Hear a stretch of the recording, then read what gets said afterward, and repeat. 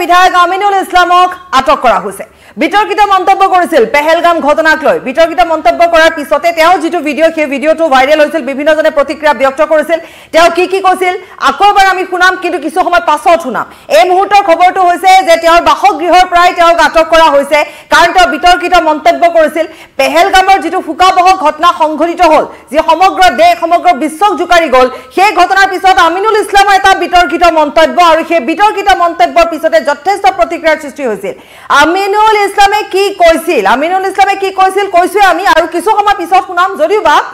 থুলমুলকে কৈছো যে আমিনুল ইছলামে পেহেলগাম ঘটনাৰ পিছতে যিখিনি কথা কৈছিল সেয়া অতিকৈ বিতৰ্কিত মন্তব্য কৰিছিল তেওঁ এক প্ৰকাৰে পৰোক্ষভাৱে তেওঁ বা প্ৰত্যক্ষভাৱে বুলিয়ে ক'ব পাৰি তাকে প্ৰকাৰে তেওঁ চৰকাৰখনক দোষাৰোপ কৰিছিল তেওঁ এই গোটেই কথাখিনিক তেওঁ ধিক্কাৰ বা গঞ্জনা দিয়াৰ উপৰি তেওঁ কিন্তু অন্য ধৰণৰ কথা কৈছিল তেওঁ পুলৱামা এটেকৰ কথা তেওঁ উল্লেখ কৰিছিল যে সেয়া কেনেকৈ হ'বলৈ পালে কেনেকৈ আৰডিএক্স ভৰ্তি এখন গাড়ী তাত সোমাবলৈ পালে গতিকে তাতো ষড়যন্ত্ৰ থাকিব তাৰ তদন্ত আজিলৈকে নহল গতিকে ইয়াত সন্ধিয়াৰ সময়তহে গুলীচালনা কৰা হৈছে কোনো লোকক নাম খুদি গুলীচালনা কৰা হোৱা নাছিল এনেকুৱা ধৰণৰ কিছুমান অদ্ভুত কথা তেওঁ উল্লেখ কৰিছিল আৰু সেই যিবোৰ অদ্ভুত বা উদ্ভট কথা তেওঁ উল্লেখ কৰিছিল তাৰ পিছত প্ৰতিক্ৰিয়াৰ সৃষ্টি হৈছিল সৰ্বত্ৰতে মুখ্যমন্ত্ৰী গৰাকীয়ে আশ্বাস দিছিল কৈছিল যে আমিনুল ইছলামৰ যিখিনি ভাষ্য সেইখিনি তেওঁ শুনা নাই গতিকে তেওঁ শুনাৰ পিছত নিশ্চিতভাৱে এটা বিশেষ পদক্ষেপ গ্ৰহণ কৰিব বা কি কৰিব লাগিব তেওঁ ভাবিব এনেকুৱা ধৰণৰ তেওঁ এটা কিছু সময় পূৰ্বে তেওঁ মন্তব্য কৰিছিল আজি এক জনসভা তেওঁ যেতিয়া গৈছিল পঞ্চায়ত নিৰ্বাচনৰ বাবে প্ৰচাৰ চলাই থকা সময়ত মুখ্যমন্ত্ৰী গৰাকীৰ সেয়া ভাষ্য আছিল আৰু এই মুহূৰ্তৰ যেটো ব্ৰেকিং নিউজ আমি আপোনালোকক আকৌ এবাৰ কৈছো যে ঢিঙৰ এআৰডিএফৰ বিধায়ক আমিনুল ইছলামক আটক কৰা হৈছে মুখ্যমন্ত্ৰী গৰাকীয়ে কি কৈছিল কিছু সময় পূৰ্বে সেই ভাষ্যটো এবাৰ আমি এইখিনিতে শুনাই লম দেখা গৈছে যে আমিনুল ইছলামে বিধায়ক গৰাকীয়ে যেটো মন্তব্য কৰিলে আসলতে সমগ্ৰ দেশতে অলপমান গধূলিলৈকে অপেক্ষা কৰক ভাল খবৰ আহিব নেকি ৰাইজৰ গধূলিলৈকে অপেক্ষা কৰক আমিনুল ইছলামৰ যেটো কথা ক'লে আজি আপোনালোক অলপ গধূলিলৈকে ৰখক কাৰণ মই এতিয়ালৈকে ভিডিঅ'টো চোৱা নাই গুৱাহাটীত গৈ মই এতিয়া অফিচতে যাম ভিডিঅ'টো চাম ভিডিঅ'টো শুনিম যদি কিবা দেশৰ বিৰুদ্ধে কৈছে ব্যৱস্থা হ'ব কিন্তু ভিডিঅ'টো নুশুনাকৈ মই একো কমেন্ট দিব খোজা নাই ভিডিঅ'টো স্পষ্ট কৈছে যে নহওক এতিয়া বিজেপি চৰকাৰে এইটো মুখ্যমন্ত্ৰী এজনে ভিডিঅ'টো নুচোৱাকৈ কমেন্ট দিয়াটো ভাল নহয় এতিয়া মই অফিচত যাম মই ডিজিপিক কৈ থৈছো যে ৰ ফুটেজটো মোক আনি দেখুৱাবৰ কাৰণে মই চাই ল'ম কিন্তু ভিডিঅ'টো নুচোৱাকৈ কিবা এটা কমেন্ট দিয়াটো মুখ্যমন্ত্ৰীৰ কাৰণে উচিত নহয় দেখা গৈছে যে আমিনুল ইছলামে বিধায়ক গৰাকীয়ে যেটো মন্তব্য কৰিলে আসলতে সমগ্ৰ দেশতে অলপমান গধূলিলৈকে অপেক্ষা কৰক ভাল খবৰ আহিব নেকি ৰাইজৰ গধূলিলৈকে অপেক্ষা কৰক আমিনুল ইছলামৰ যেটো কথা ক'লে আজি আপোনালোক অলপ গধূলিলৈকে ৰখক কাৰণ মই এতিয়ালৈকে ভিডিঅ'টো চোৱা নাই গুৱাহাটীত গৈ মই এতিয়া অফিচতে যাম ভিডিঅ'টো চাম ভিডিঅ'টো শুনিম যদি কিবা দেশৰ বিৰুদ্ধে কৈছে ব্যৱস্থা হ'ব কিন্তু ভিডিঅ'টো নুশুনাকৈ মই একো কমেন্ট দিব খোজা নাই ভিডিঅ'টো স্পষ্ট কৈছে যে নহওক এতিয়া বিজেপি চৰকাৰে এইটো মুখ্যমন্ত্ৰী এজনে ভিডিঅ'টো নুচোৱাকৈ কমেন্ট দিয়াটো ভাল নহয় এতিয়া মই অফিচত যাম মই ডিজিপিক কৈ থৈছো যে ৰ ফুটেজটো মোক আনি দেখুৱাব মুখ্যমন্ত্ৰী গৰাকীৰ ভাষ্য তেওঁ কৈছিল যে মই সন্ধিয়াৰ ভাগলৈ ব্যৱস্থা গ্ৰহণ কৰিম যেহেতু মই এগৰাকী মুখ্যমন্ত্ৰী গতিকে মই গোটেই ভিডিঅ'টো এবাৰ চাম আৰু এই গোটেই ভিডিঅ'টোৰ যিখিনি ৰ ভিডিঅ' যিখিনি অৰিজিনেল সেইখিনি গোটেইখিনি চাই তাৰ পিছতে মই ব্যৱস্থা গ্ৰহণ কৰিম যে তেওঁ প্ৰকৃততে কি কৈছিল গতিকে তাৰ পিছতে এই মুহূৰ্তত 4:14 গৈছে আৰু এই মুহূৰ্ততে কিছু ছেকেণ্ডৰ পূৰ্বে এআইডিএফৰ বিধায়ক ঢিঙৰ বিধায়ক আমিনুল ইছলামক ঘৰৰ পৰাই তেওঁৰ বাসগৃহৰ পৰাই ঢিঙৰ বাসগৃহৰ পৰাই তেওঁক আটক কৰা হৈছে তেওঁ কি কৈছিল আমি আকৌ এবাৰ এইখিনিতে উল্লেখ কৰিছো যে পেহেলগামত যেটো ঘটনা সংঘটিত হল সেই যেটো ঘটনা যেটো ফুকাবহ ঘটনা আৰু এক ভয়ংকৰ ঘটনা সংঘটিত হল গতিকে সেই ঘটনাটোৰ পিছত আসলতে এটো এটা সময় নাছিলে যেটো সময়ত তেওঁ এনেকুৱা ধৰণৰ বিতৰ্কিত মন্তব্য কৰিব কিন্তু তেওঁৰ মনৰ ভিতৰতে যেহেতু তেনেকুৱা ধৰণৰ কথা আছিলে ভাবধাৰা আছিলে সেয়া ওলাই পৰিলে ৰাজনীতি এনেকুৱা সময়ত তেওঁ কৰিলে বা তেওঁ কেন্দ্ৰক দোষাৰোপ কৰিবলৈ গৈ তেওঁ চৰকাৰখনক দোষাৰোপ কৰিবলৈ গৈ তেওঁ মিছা মাতিলে পেহেলগামৰ গোটেই ঘটনাটো জলজট পটপট হৈ থকাৰ পিছতো তেওঁ ক'লে যে ধৰ্ম সুধিতাত গুলিওৱা হোৱা নাছিলে সেয়া সন্ধিয়াৰ ভাগতহে গুলীচালনা কৰা হৈছিল তেনেধৰণে কৈছে কোনো লোকক নাম সুধি গুলি কৰা নাছিল আন্ধাৰৰ সুযোগ লৈহে গুলি কৰিছে আমিনুল ইছলামে এনেকুৱা ধৰণৰ এটা ভাষ্য দিছে এনেকুৱা ধৰণৰ এটা কথা কৈছে না ভূত না শ্ৰুত সমগ্ৰ দেশে যেতিয়া এতিয়া ভিডিঅ'বোৰ দেখি আছে গোটেই ঘটনাটো সকলোৱে জানে শিশুৰ পৰা বৃদ্ধলৈকে পেহেলগামৰ গোটেই ঘটনাটো জানে যি গাৰনো শিহৰিত কৰি তোলে অথচ তেওঁ সম্পূৰ্ণৰূপে গোটেই কথাটোৱে উলুটা কৰি তেওঁ এটা অদ্ভুত ধৰণৰ কথা কৈছিলে সমান্তৰালভাৱে তেওঁ পুলৱামা এটেকৰ কথাও কৈছিলে যে ইমান এটা কনভয়ত কেনেধৰণে আক্ৰমণ কৰিব পাৰিলে কেনেধৰণে আৰডিএক্স ভৰ্তি এখন বাহন তাত সোমাই গ'ল এখন কাৰ এখন তাত সোমাই গৈছিলে গতিকে এয়া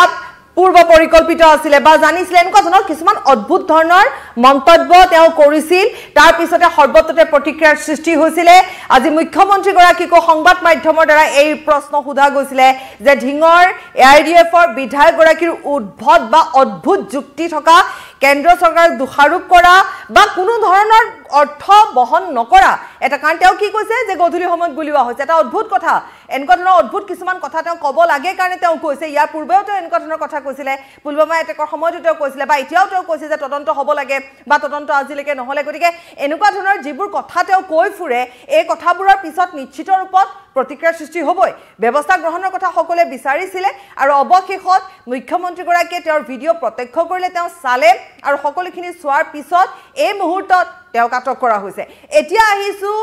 এই গৰাকী বিতৰ্কিত বিধায়কে কি বিতৰ্কিত মন্তব্য কৰিছিল পেহেলগামৰ ঘটনাক লৈ শুনাম পুলৱামাত যিদিনা বোমা বিস্ফোৰিত হৈছিল আৰু 6 বছৰ আগতে পুলৱামাত যিদিনা 300 কেজি আৰডিএক্সৰ বিস্ফোৰণত প্ৰায় 42 জন ভাৰতৰ চিআৰপিএফ জোৱান নিহত হৈছিল সেইদিনাই মই কৈছিলো যে ইয়াত চৰকাৰৰ ষড়যন্ত্ৰ আছে আৰু ভাৰতবৰ্ষত এটা সাম্প্ৰদায়িক মেৰু বিভাজন কৰি 2019 লোকসভা নিৰ্বাচনত জয়লাভ কৰিবলৈ কেন্দ্ৰীয় চৰকাৰৰ ষড়যন্ত্ৰত পুলৱামা বিস্ফোৰণ হৈছে আৰু সেইদিনাই মই কৈছিলো আৰু নিৰপেক্ষ তদন্ত বিচাৰিছিলো কিন্তু দেখা গ'ল যে এই 6 বছৰত কেন্দ্ৰীয় চৰকাৰে পুলৱামাত হত্যাকাণ্ডৰ তেওঁলোকে তদন্ত নকৰিলে কেনেকৈ 300 কেজি আৰডিএক্স লৈ কাৰখন চিআৰপিএফৰ কনভয়ত সোমাল আৰু কাশ্মীৰৰ ইমান এটা নিৰাপদ জোনত তাত ইমান এটা হাই সিকিউৰিটি জোনত 300 কেজি আৰডিএক্স কোনে সোমালে কেনেকৈ সোমালে আজিলৈকে কেন্দ্ৰীয় চৰকাৰে তাৰ তদন্ত নকৰিলে আৰু তদন্ত নকৰাৰ কাৰণে তাৰ প্ৰকৃত কাৰণটো ৰাইজে নাজানিলে আৰু কালি যিটো পেহেলগামত যিটো তাত গুলীবৰ্ষণৰ যিটো ঘটনা হ'ল ইয়াত সমগ্ৰ ভাৰতত বিজেপিয়ে প্ৰচাৰ কৰি আছে যে তাত সন্ত্ৰাসবাদীয়ে তেওঁলোকক নাম সুধি সুধি যদি হিন্দু হয় তেওঁলোকক গুলিয়াইছে মুছলিম হলে গুলিওৱা নাই কিন্তু তাৰ যিসকল ভুক্তভোগী তেওঁলোকে আকৌ যিটো বক্তব্য দিছে ইয়াত কোনো কাকো নাম সোধা নাই আন্ধাৰৰ পৰা তেওঁলোকে গোপনে গুলীবৰ্ষণ কৰিছে আমাৰ সন্দেহ পুলৱামাত যিটো চক্ৰই 300 কেজি আৰডিএক্স লৈ সেইদিনা বোমা বিস্ফোৰণ কৰি 42 জন চিআৰপিএফ জোৱানক শ্বহীদ কৰিছিল কালিৰ ঘটনাটো সেই চক্ৰটোৱে কৰিছে যদি কেন্দ্ৰীয় চৰকাৰে মোদী চৰকাৰে যদি ইয়াৰ নিৰপেক্ষ তদন্ত নকৰে আৰু এই ঘটনাটোক লৈ সমগ্ৰ ভাৰতত যদি হিন্দু মুছলমানৰ মাজত এটা বৈষম্য আৰু বিভাজনৰ তেওঁলোকে ৰাজনীতি কৰে তেনেহ'লে আমি বুজি পাম এইটো অমিত শ্বাহ আৰু নৰেন্দ্ৰ মোদীৰ ষড়যন্ত্ৰত হৈছে আমি আকৌ দাবী কৰিছো পুলৱামাৰ যিদিনা বোমা বিস্ফোৰণ হৈছিল সেইদিনা আমি যেনেকৈ কৈছিলো ইয়াৰ নিৰপেক্ষ তদন্ত লাগে আজিও আমি কৈছো পেহেলগামৰ এই ঘটনাৰ তদন্ত লাগে যদি এই তদন্ত নকৰে আমি বুজি পাম অমিত শ্বাহ আৰু মোদীয়ে যিটো চক্ৰান্ত কৰি পুলৱামাত আগতে আৰডিএক্স বিস্ফোৰণ কৰিছিল কালিও পেহেলগামৰ হত্যাকাণ্ডটো তেওঁলোকে কৰিছে বুলি আমি বুজি পাবলৈ বাধ্য হ'ম কাৰণ জম্মু কাশ্মীৰৰ প্ৰাক্তন ৰাজ্যপাল SP মালিকে এই বিষয়টো লৈ কেন্দ্ৰীয় চৰকাৰক প্ৰকাশ্যে দোষাৰোপ কৰিছিল যে 300 কেজি আৰডিএক্স অমিত শ্বাহ আৰু নৰেন্দ্ৰ মোদীয়ে তাত আনিছিল আৰু তেওঁলোকৰ ছত্ৰছায়াত তাত বোমা বিস্ফোৰণ হৈছিল আৰু এইটোলৈ তেওঁলোকৰ বহুত বাক বিতণ্ড হৈছিল আমাৰো সন্দেহ কাশ্মীৰত বাৰে বাৰে এই কেন্দ্ৰীয় চৰকাৰেই এই ঘটনাবিলাক কৰে যাতে সমগ্ৰ ভাৰতত মুছলমানৰ বিৰুদ্ধে তেওঁলোকে এটা হিংসা আৰু ঘৃণাৰ ভাৱ বিয়পাই দি যাতে তেওঁলোকে ৰাজনীতি কৰিব পাৰে এইটো আমাৰ সন্দেহ গতিকে আমি নিৰপেক্ষ তদন্ত দাবী কৰিছো আপুনি বিচৰা ৰিয়া আছিলে আমিনুল ইছলামৰ যিটো মন্তব্য আছিলে যিটো মন্তব্য বিতৰ্কৰ সৃষ্টি কৰিছে তেওঁ কৈছে হিন্দু মুছলমানৰ মাজত মেৰু বিভাজনৰ চেষ্টা চলাইছে কেন্দ্ৰীয় চৰকাৰখনে অৰ্থাৎ তেওঁ প্ৰত্যক্ষভাৱে বিজেপি চৰকাৰখনক দোষাৰোপ কৰিছে আৰু তেওঁ কৈছে যে পুলৱামা এটেকৰ সময়তে সেয়া এটা ষড়যন্ত্ৰমূলকভাৱে সম্পূৰ্ণৰূপে সম্পূৰ্ণৰূপে জনাকৈ অৰ্থাৎ অমিত শ্বাহ কেন্দ্ৰীয় গৃহমন্ত্ৰীগৰাকী আৰু প্ৰধানমন্ত্ৰী নৰেন্দ্ৰ মোদীয়ে জানি শুনি এনেকুৱা ধৰণৰ এটা ঘটনা সংঘটিত কৰিছিল নিৰ্বাচনৰ পূৰ্বে গতিকে সেইবাবে তেওঁ আমিনুল ইছলামে আকৌ এবাৰ এই প্ৰশ্ন বা আকৌ এবাৰ তেওঁ এইখিনি কথাই কৈছে যে সেই পুলৱামা এটেকৰ বা পুলৱামা আক্ৰমণৰ তদন্ত লাগে যেটো আজি 6টা বছৰে সেই তদন্ত প্ৰক্ৰিয়া নহল বা তদন্ত আৰম্ভ নহল সেইবাবে আমিনুল ইছলামে কৈছে যে এইবাৰ যেটো পেহেলগামৰ ঘটনা সংঘটিত হল সেয়াও এটা ষড়যন্ত্ৰমূলক ঘটনা সেয়াও এনে ধৰণে পূৰ্ব পৰিকল্পিতভাৱে কৰা হৈছে আৰু ইয়াতো হিন্দু আৰু মুছলমানৰ মাজত বিভেদ সৃষ্টি কৰি মেৰু বিভাজন কৰিবলৈ বিচৰা হৈছে যাতে হিন্দু মুছলমানৰ মাজত এখন কাজিয়া হওক যুদ্ধ হওক কিন্তু যিয়ে নহওক কিয় স্পৰ্শকাতৰ সময়ত এগৰাকী ৰাজনীতিবিদে কেনেকুৱা ধৰণৰ ভাষ্য দিব লাগে সেইটো এটা সকলোতকৈ ডাঙৰ কথা যদি হে কোনোবাই তেনেকুৱা ধৰণে বিচাৰিছে তেওঁৰ মন্তব্যই কিন্তু জুয়ে জ্বলাইছে ভাল একো নাই কৰা গতিকে এনেকুৱা ক্ষেত্ৰত তেওঁ যিবোৰ মন্তব্য কৰিছে এইখিনিতে আমি আকৌ এবাৰ আৰু এটা প্ৰসংগ উল্লেখ কৰিব বিচাৰিম যে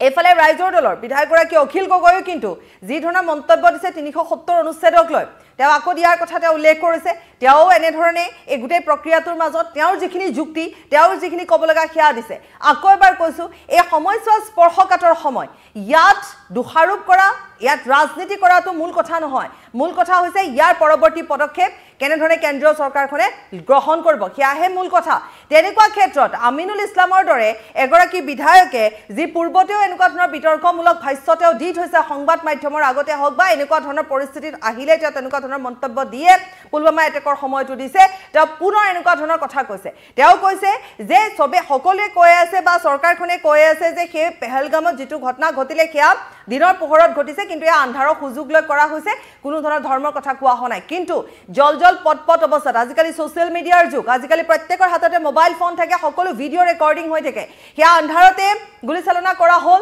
নে দিনৰ পোহৰত সকলোৱে মিলি জুলি খেলি ফুচকা খাই থকা ফুৰি থকা ৰিলছ বনাই থকাৰ সময়ত এই আক্ৰমণ ঘটিল সেয়া সকলোৱে বৰ্তমান জানে তেনেকুৱা ক্ষেত্ৰত একো নজনাকৈ যিকোনো এটা কথা কৈ বিতৰ্কৰ সৃষ্টি কৰিবলৈ কৰাটো আচলতে তেওঁৰ বাবে উচিত নাছিল সেয়া সকলোৱে কোৱা কথা গতিকে তেনে ক্ষেত্ৰত তেওঁৰে বিতৰ্কিত মন্তব্যক লৈ যেটা সৰ্বতে প্ৰতিক্ৰিয়াৰ সৃষ্টি হৈছে অৱশেষত মুখ্যমন্ত্ৰীগৰাকীয়ে কিছু ঘণ্টা পূৰ্বে কৈছিলে যে মই ভিডিঅ'টো চাম তাৰ পিছত মই উচিত পদক্ষেপ গ্ৰহণ কৰিম এই মুহূৰ্তৰ খবৰ হৈছে আকৌ কৈছো যে ঢিঙৰ এআৰডিএফৰ বিধায়ক আমিনুল ইছলামক ঘৰৰ পৰাই আটক কৰা হৈছে এয়া আছিল এই মুহূৰ্তৰ ব্ৰেকিং নিউজ এটা